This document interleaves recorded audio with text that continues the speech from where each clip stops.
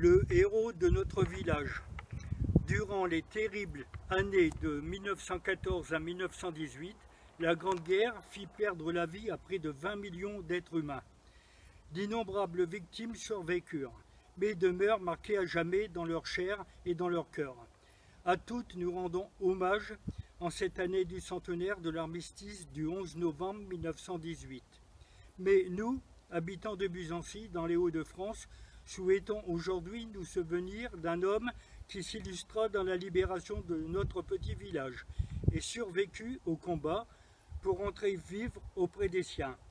Aujourd'hui, nous rendons honneur à la mémoire de ce héros dont l'histoire se termine bien.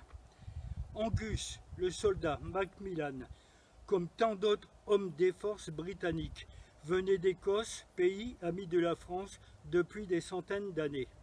Nous avons appris que sur l'île de Lewis, sa terre natale, chaque famille était tenue de donner un fils à l'armée anglaise. Engagé dans le conflit dès son commencement en 1914, en qualité de sergent, faisant fonction de capitaine à partir de 1916, après s'être distingué par son courage durant la bataille de la Somme, c'est pendant l'été 1918 que son histoire a rejoint celle de notre petit village.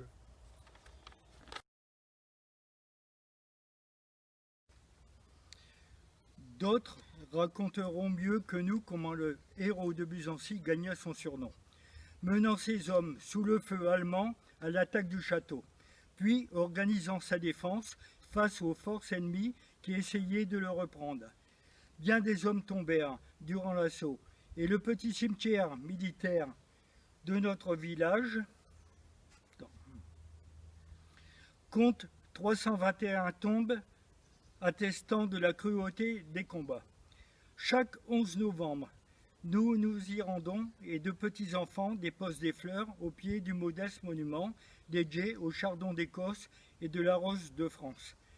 Il nous arrive aussi de passer tout près durant nos promenades, et parfois avec nos filles et nos fils.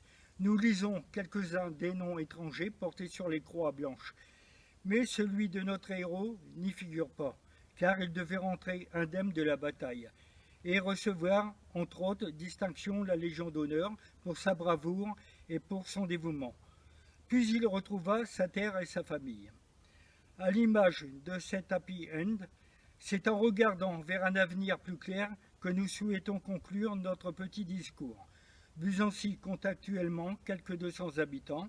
C'est un petit village où le soleil du printemps ravive chaque année de jolies fleurs, roses et chardons. Le temps a effacé jusqu'aux dernières cicatrices des batailles pour nous laisser quelques monuments et tombes silencieuses. 100 ans ont passé, comme il serait facile de tout oublier. La paix, gagnée par les chagrins des guerres mondiales, règne à présent sur tous les pays d'Europe.